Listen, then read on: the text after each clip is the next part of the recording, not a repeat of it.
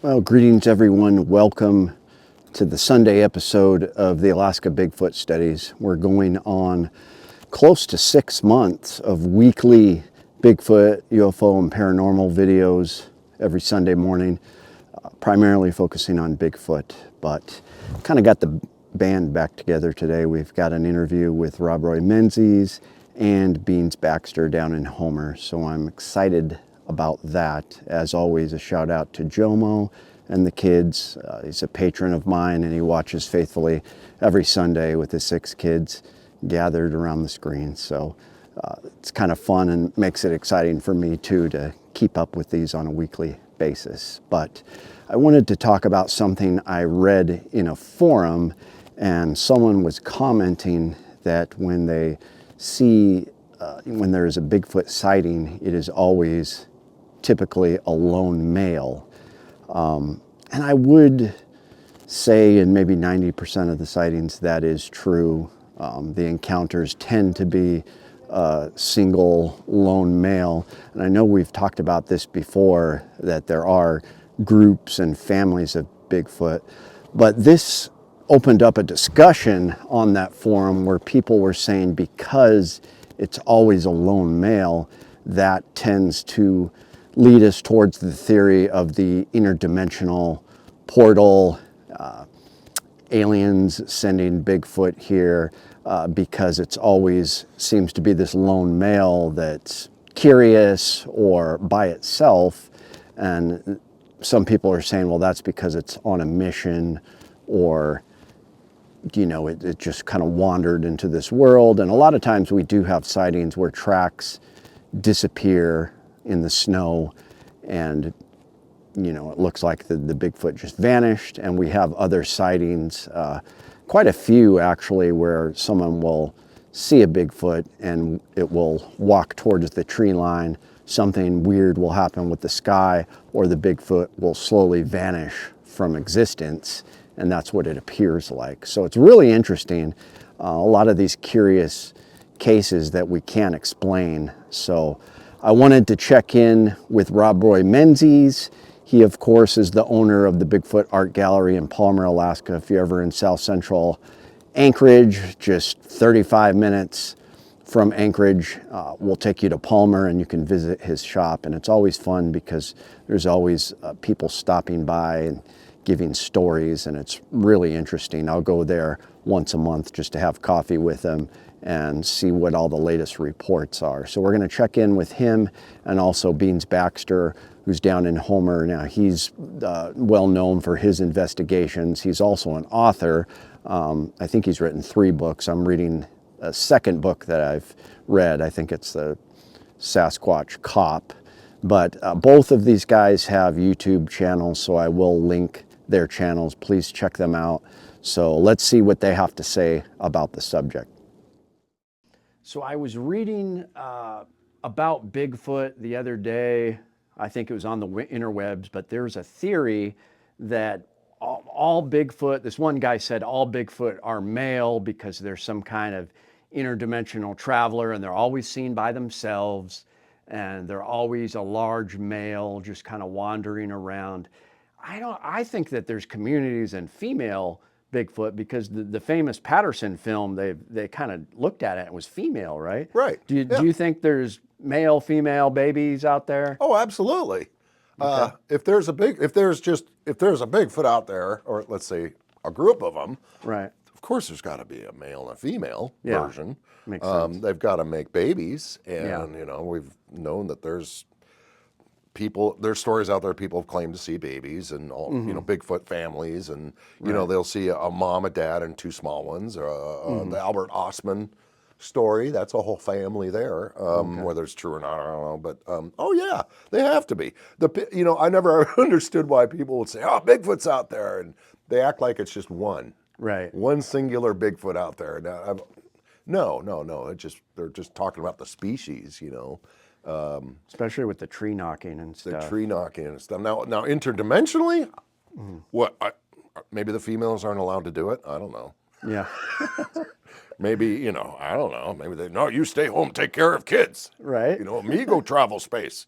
I don't know, but But people see the female ones too. Has there been Yeah. sightings where they said, "Oh, that was definitely a female Bigfoot"? I've heard once in a while I do hear people mention breasts. Oh, wow. Or in the family, you know, they can tell the one female had breasts, or the male, they didn't notice breasts is more of what is common that I've heard. You know, I didn't see any breasts, so it had to be a male.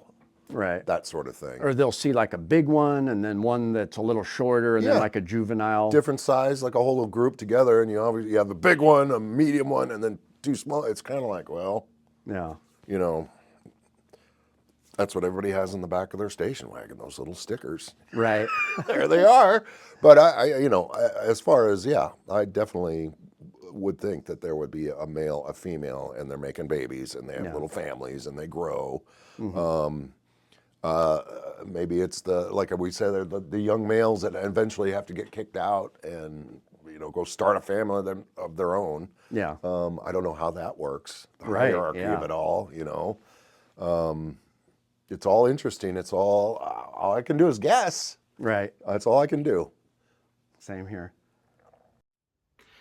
One of the most common details given with Sasquatch encounters is that the sighting was of a male creature or individual. And there's the most prevalent theory for that is that Sasquatch, like a lot of other animals, will live in like family groups, and when a young male reaches sexual maturity, he will get pushed out basically by the patriarch or the alpha of the group to go out and make little Sasquatches of his own somewhere else with his own family group. And that's a good theory. It's a good hypothesis based on the behavior of other animals, similar animals. But there's a theory that I haven't really heard anywhere else, and I would like to posit to you, is that the reason a lot of Sasquatch sightings are reported to be male, and most of the ones that I've heard, that when you ask, you know, could you tell the gender of the creature, they'll say, well, it must have been male because it didn't have breasts. Most of the time, genitals aren't seen. It's the breasts that usually people point to identify the gender of the creature. I think that there might be a possibility that some of these sightings that are reported to be male are actually female, and maybe, just maybe, it's just a theory. All of this is theory.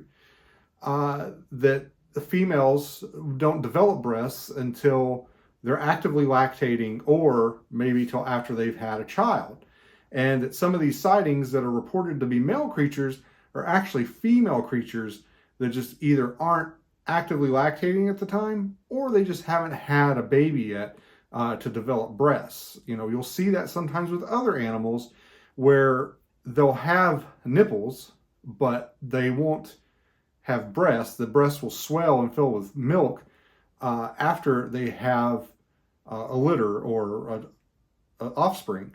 So I think that maybe, just maybe, some of these sightings that have been reported as male, maybe female Sasquatches that just don't have breasts at the time of the sighting. I don't think I've ever seen that theory given anywhere else. I don't know if I'm the first one to come up with it or not, but I seriously doubt it. I'm sure somebody has probably came up with it at some point in time. But in my studies, I haven't seen it posited anywhere.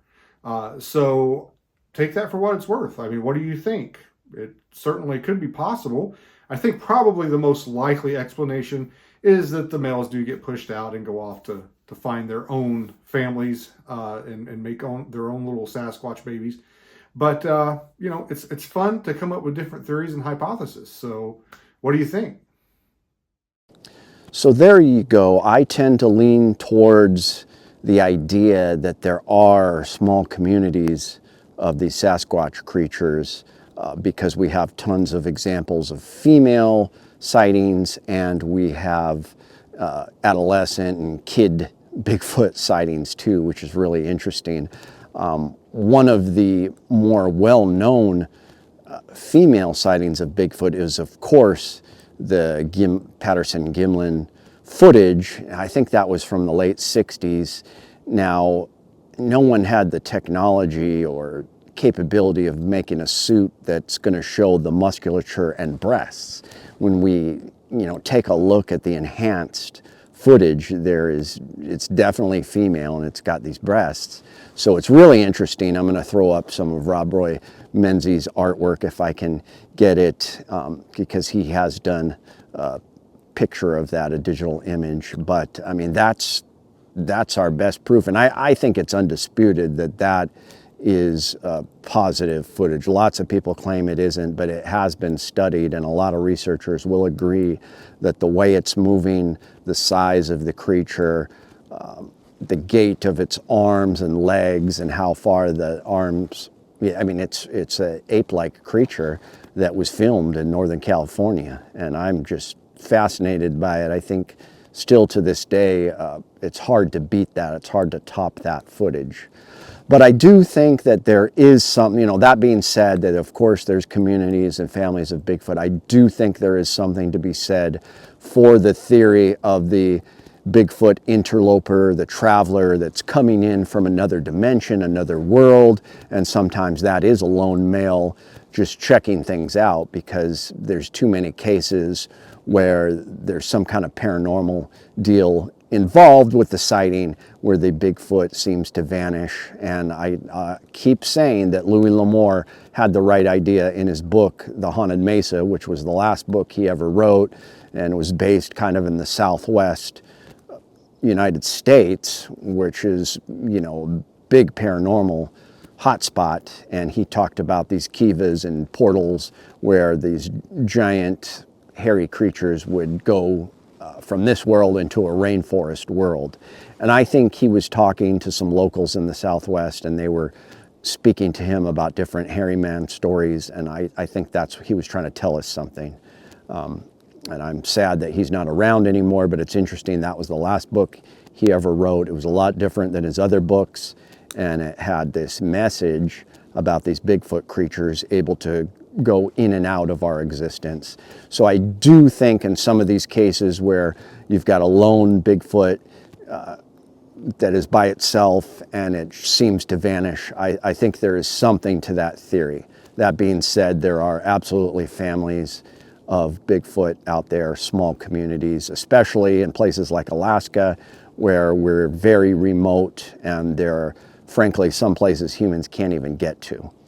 So let me know what you guys think. I will have a video up next Sunday. I am planning on some more excursions and investigations. Unfortunately, the snow is pretty high this year, and it's put a stop to one of the investigations I was going to do with my buddy Tim. He's got a tip from an old timer about these weird monkey-like creatures that are short with giant feet and fangs that are just vicious.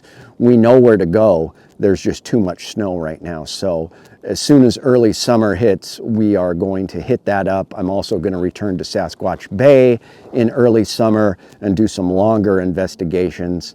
And keep a lookout for New York Preppers videos. He's starting to do more Bigfoot investigations. He's the one that told me to do the Sasquatch calling, which I was too terrified to just by myself and with bears in the area that I never did. But eventually I am going to try that. So I'm going to keep you informed about New York Preppers videos, as he is very into Sasquatch and Bigfoot, and he's going to be doing his own investigations in Pennsylvania, which there has been a lot of sightings there. So thanks for tuning in. I will see you guys next Sunday.